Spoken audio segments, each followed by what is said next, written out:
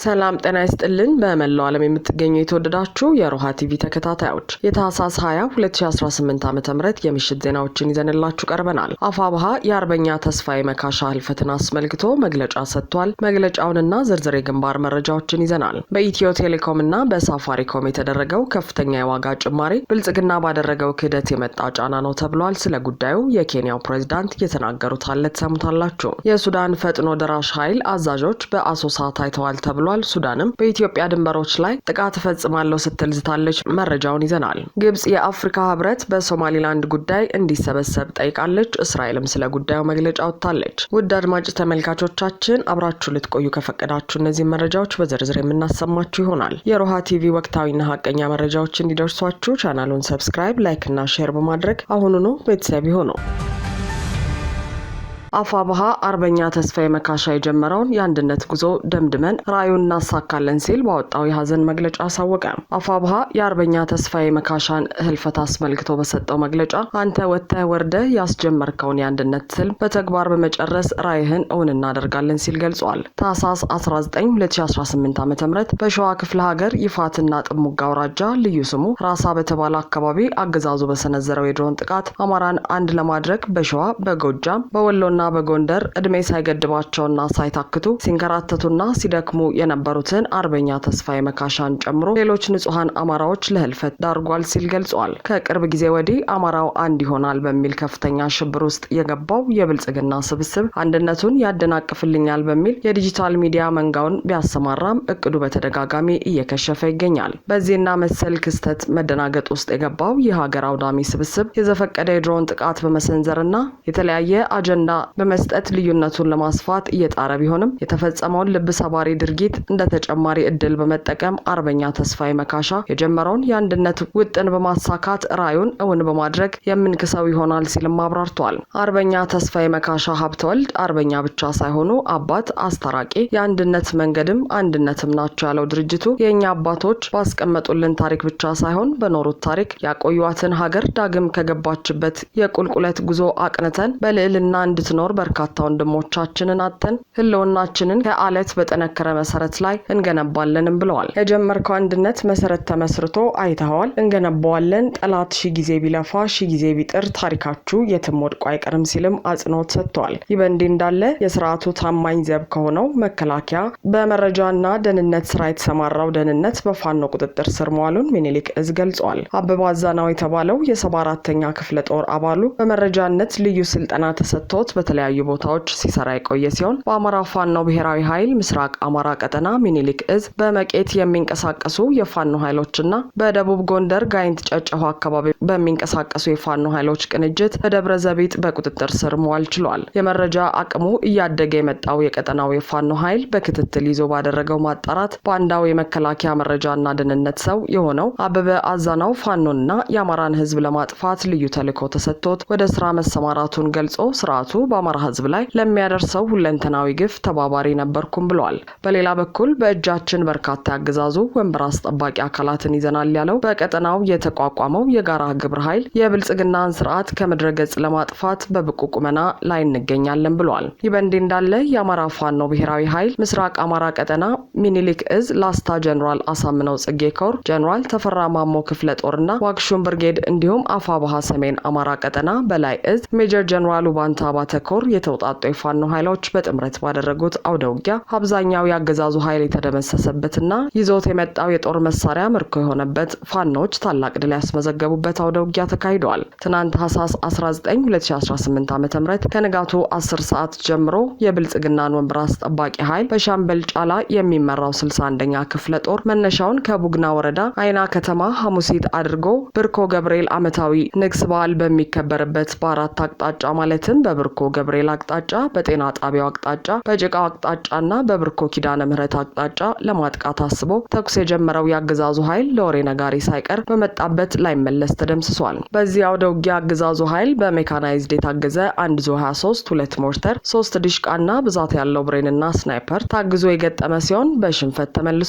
ያገዛዙ ኃይል በተወሰደበት እርምጃ ከፍተኛ ሰብአዊና ቁሳዊ ኪሳራ ያስተናገደ ሲሆን 197 ኃይል የ61ኛ ክፍለ ጦር የሰው ኃይልን ጨምሮ ሲደመሰስ 85 ቁስለኛና 7 ተማርከዋል። በተጨማሪም 2 ብሬን፣ 43 ክላሽ፣ 84 ወታደራዊ ሻንጣ፣ 2850 የብሬን ተተኳሽ፣ 2200 የክላሽ ተተኳሽ ተማርከዋል። የብልጽግናው አገዛዝ በኬንያ መንግስት በተደረገበት ጫና የኢትዮ ቴሌኮም እና የሳፋሪኮም ድርጅቶች ዋጋ ጭማሪ ያደረጉ። ክህደት ጌጡ የሆነው የብልጽግናው አገዛዝ ከዓመታት በፊት የኢትዮ ቴሌኮምን ድርሻ ለሳፋሪኮም ሲሸጥ የገባውን ውል ባለመፈጸሙ በተደረገበት ጫና የሳፋሪኮም ኢትዮጵያና የኢትዮ ቴሌኮም ዋጋ ጭማሪ እንዲያደርጉ ፈቃድ እንዲሰጥ ተገዷል። የብልጽግናው አገዛዝ ሳፋሪኮም ኢትዮጵያ ወደ ኢትዮጵያ ሲገባ የራሱ ታወር ዘርግቶ እንዲሰራ በስምምነት እንደፈረመ ድርጅቱ ያሳወቀ ሲሆን ነገር ግን ሳፋሪኮም ታወር ለመዘርጋት እንቅስቃሴ ሲጀምር እንደተከለከለና የቴሌን ታወር ተከራይቶ ብቻ መስራት እንደሚችል እንደተነገረው ተገልጿል። ታዲያ በብልጽግናው የክህደት ወጥመድ የወደቀው ሳፋሪኮም ያለ ብልጽግና ፈቃድ ምንም የዋጋ ጭማሪ ማድረግ እንኳን የማይችልበት ሁኔታ ላይ እንደነበርና በዚህም ከፍተኛ ድርጅታዊ ኪሳራ እንዳስተናገደ ታውቋል። ይህ የኬንያው ድርጅት ይህንን የተካደውን ስምምነት ጉዳይ እንዲፈታ የኬንያውን ፕሬዝዳንት ዊሊያም ሩቶን ከቀናት በፊት በመላክ በተደረገ ጫና ብልጽግና ሁለቱም ድርጅቶች ከፍተኛ ዋጋ ጭማሪ እንዲያደርጉ ፍቃድ መስጠቱ መነጋገሪያ ሆኗል። ፕሬዝዳንት ዊሊያም ሩቶ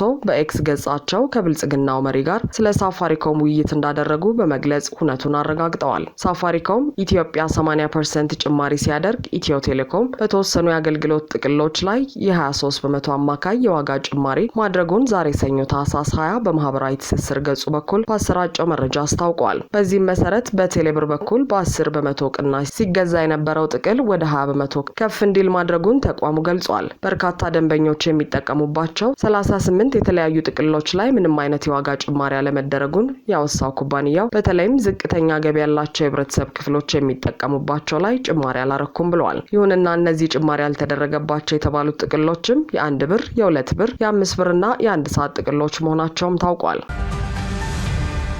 የፈጥኖ ድራሽ ኃይሉ አዛዦች በአሶሳ ሲንቀሳቀሱ መታየታቸውን ተከትሎ ሱዳን በኢትዮጵያ ድንበሮች ላይ ጦርነት አደርጋለሁ ስትል ዝታለች። ይህ የሱዳን ዛቻ የመጣው በምስራቅ አፍሪካ ተላላኪ የሆነው የብልጽግናው አገዛዝ ለፈጥኖ ድራሽ ወይም አርኤስኤፍ ተብሎ ለሚጠራው የሱዳን ታጣቂ ማሰልጠኛ ካምፕ በኢትዮጵያ መገንባቱን ተከትሎ ነው። የተባበሩት ኤምሬት ተላላኪ የሆነው የአብይ አህመድ አገዛዝ በቤንሻንጉል ጉሙዝ ክልል በአረብ ኤምሬቶች ጋር በመተባበር በተገነባ የማሰልጠኛ ካምፕ በርካታ የፈጥኖ ድራሽ ኃይሉ እየሰለጠነ እንደሆነም ተዘግበዋል። ብልጽግና የፈጥኖ ድራሽ ኃይሉን በምስራቃዊ ብሉ ናይል ግዛት በኩል ጥቃት እንዲያደርስ የማሰልጠኛ ካምፕ ገንብታለች ሲል የሱዳን ባለስልጣናትን ዋቢ አድርጎም አልጀዚራ ዘግቦ ነበር። አሁን የሱዳኑ ጋዜጣ ባወጣው መረጃ ደግሞ የፈጥኖ ድራሹ አዛዦች በአሶሳ ከተማ መቀመጫ አድርገው እየተንቀሳቀሱ እንደሚገኙም እየተገለጸ ነው። ሱዳን ትሪቡን ባወጣው ዘገባም የፈጥኖ ድራሽ ኃይሉን ጥቃቶች ለመቀልበስ ኢትዮጵያ ድንበሮች ላይ ጥቃት እንደሚያደርሱ ከአመራሮች አገኘው ባለው መረጃ ገልጿል። የብልጽግናው አገዛዝ ለፈጥኖ ድራሽ ኃይሉ በ4 አዋሳኝ ቦታዎች ላይ ድንበሩን እንደከፈተ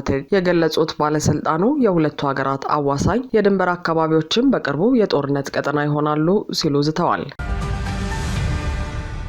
ግብጽ የአፍሪካ ህብረት በሶማሊላንድ ጉዳይ እንዲሰበሰብ ስትጠይቅ እስራኤል ደግሞ ተቃውሞችን ውድቅ አደረገች። የሶማሊላንድ መንግስት እስራኤል ለሶማሊላንድ በሰጠቻት እውቅና ዙሪያ የተደረሰው ስምምነት ዲፕሎማሲያዊና ኢኮኖሚያዊ ይዘት ያለው እንጂ ለእስራኤል ወታደራዊ ጦር ሰፈር መስጠትን እንደማይጨምር አስታውቋል። የሶማሊላንድ ፕሬዝዳንታዊ ጽህፈት ቤት ኃላፊ ከድር አብዲ እስራኤል ለሶማሊላንድ የሰጠቻት እውቅና በማናቸውም አረብ ሀገር ወይም እስላማዊ ሀገር ላይ ያነጣጠረ አይደለም ብለዋል። የእስራኤል እውቅና ሶማሊላንድ ከአረቡ ዓለም ጋር ያላትን ግንኙነት በሚጎዳ መልኩ የተሰጠ እንዳልሆነም አብዲ አብራርተዋል። የሶማሊላንድ መንግስት ይህን ማብራሪያ የሰጠው በርካታ የአረብና መካከለኛው ምስራቅ አገራት የእስራኤልን ውሳኔ በብርቱ መቃወማቸውን ተከትሎ ነው። ተቃውሞ በቀጠለበት ወቅት ግብጽ የአፍሪካ ህብረት የሰላምና ጸጥታ ምክር ቤት እስራኤል ለሶማሊላንድ በሰጠችው እውቅና ዙሪያ ተሰብስቦ እንዲወያይ ጠይቃለች። ግብጽ የህብረቱ የሰላምና ጸጥታ ምክር ቤት የእስራኤልን ውሳኔ ውድቅ እንዲያደርግም ጥሪ አድርጋለች። በሌላ በኩል የተመድ የጸጥታ ምክር ቤት እስራኤል ለሶማሊላንድ በሰጠችው እውቅና ዙሪያ ለመምከር ዛሬ